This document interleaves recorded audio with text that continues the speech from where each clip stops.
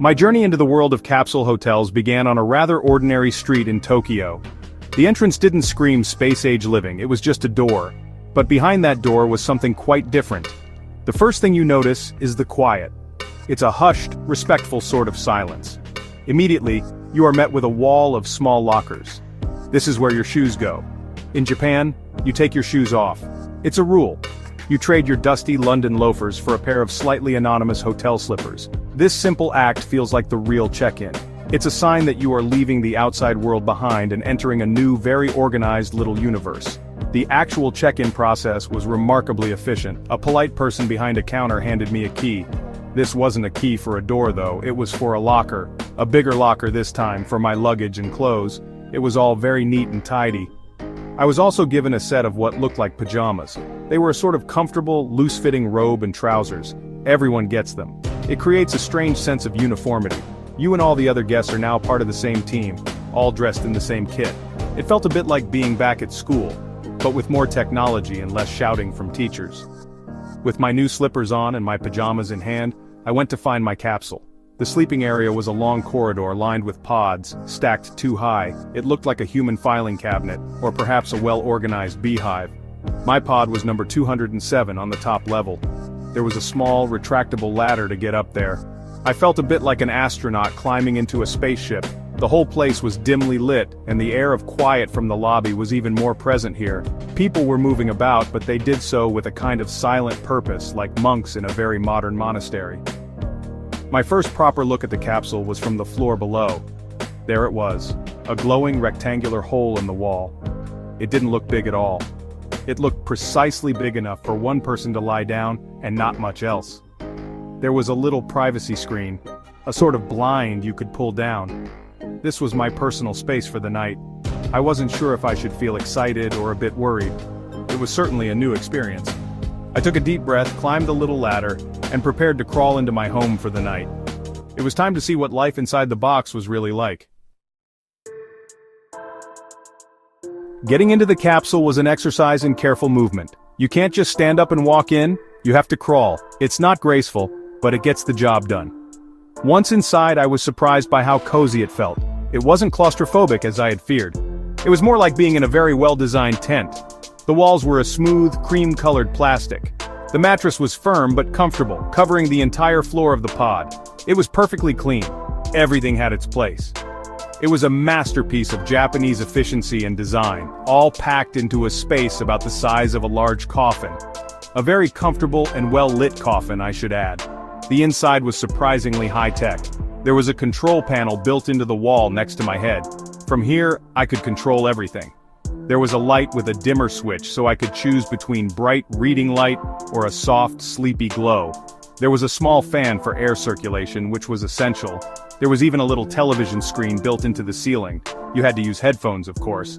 Making noise is a big no-no. It was all very clever. They had thought of everything you might need for a comfortable night's sleep and put it all within arm's reach. You never have to leave your pod for these little comforts. So what can you do in a capsule? You can lie down, obviously.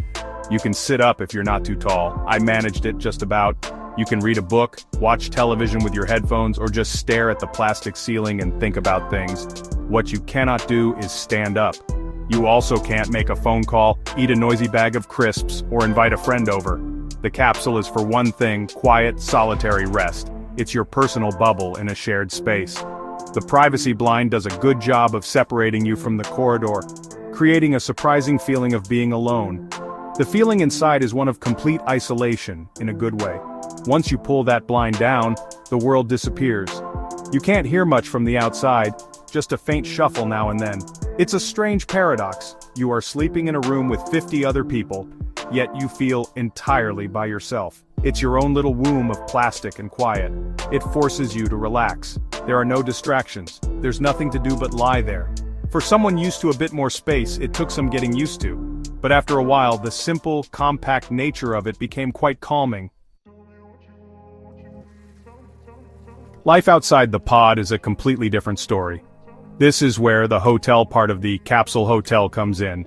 The shared spaces were enormous and, like everything else, spotlessly clean. The bathroom was the first place I explored. It wasn't just a few toilets in a row, it was a vast area with rows of sinks, each with its own mirror, hairdryer, and a neat little basket of amenities like toothbrushes and razors. Everything was provided, you really only need to bring yourself. The efficiency was incredible. There was never a queue for a sink even though the hotel was full. It was all designed to handle many people smoothly. The bathing area was a proper Japanese sento, or public bath. This can be a bit of a shock if you're not used to it. There are no private shower cubicles. Instead, there is a large room with rows of low stools and handheld showers. You sit on the stool and wash yourself thoroughly before getting into the large communal hot tubs. It's a very public experience, but nobody stares. It's just part of the culture. Everyone is there to get clean and relax. After a long day of walking around Tokyo, sinking into that big hot bath was absolutely glorious. It's a shared experience that, oddly, makes you feel refreshed and anonymous. Then there was the lounge. This was a large, comfortable room with sofas, tables, and vending machines for every drink and snack you can imagine. This is where people go to eat, work on their laptops, or read. Unlike the silent sleeping floors, here you could talk quietly. I saw business people in their hotel pajamas typing away on computers. I saw tourists planning their next day's adventure. It was a quiet, studious sort of social space. It felt like a university common room during exam week. Everyone was doing their own thing, but doing it together in a calm, shared environment. The rules are what hold this whole system together. The no-shoes rule is just the beginning. The most important rule is silence on the sleeping floors. Your phone must be on silent. You must not talk.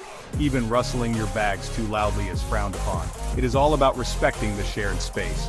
You are part of a community, even if you never speak to anyone. This strict set of rules means that everyone can have a peaceful night's sleep. It's a social contract. I respect your quiet, and you respect mine. It's what allows 50 strangers to sleep in a single room without any problems. So, did I actually sleep? Yes, I did. Surprisingly well, in fact. Once I got used to the compact space, it was incredibly comfortable.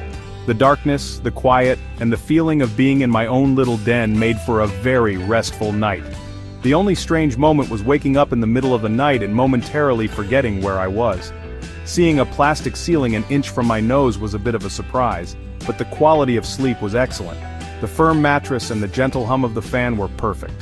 I felt more rested than I do in some fancy, expensive hotel rooms with huge beds. The biggest surprise for me was the lack of interaction.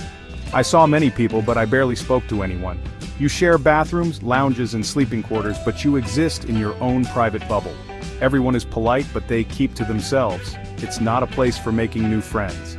It's a place for efficient, affordable, and private rest. The other surprise was just how well it all works. The system is flawless.